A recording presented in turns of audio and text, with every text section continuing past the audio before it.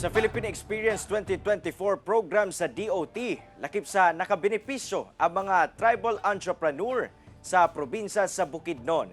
Nakumatod pa ang ilang kalipay nga na-promote ang ilang mga produkto.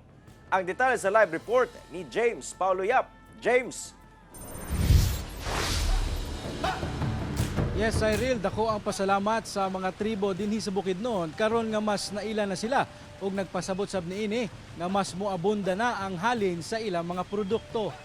Sa ikaduhang adlaw sa North Main Philippine Experience 2024 gibisita sa Department of Tourism ang Heritage ug Cultural Sites. Lakip na sab ang tourist destination sa Malaybalay City ug Valencia City sa Bukidnon.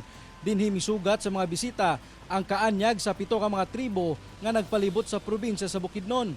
Gipasigarbo sab sa mga tribo ang ilang locally produced products and delicacies.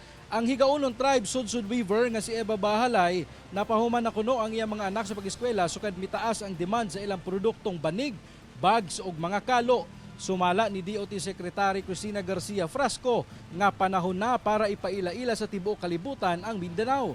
Nag-enjoy sab sa paglibot sa Cagayan de Oro City ug Bukidnon ang Deputy Chief of Missions sa Konsulada sa Malaysia ug ang Honorary Consul sa Nasod, Austria. Cyril, sumala sa DOT nga lauman pa kuno ang sunod-sunod nga Philippine Experience Program sa ilang ahensya sa mosunod nga mga adlaw. Cyril? Daghang salamat, James Paulo Yap.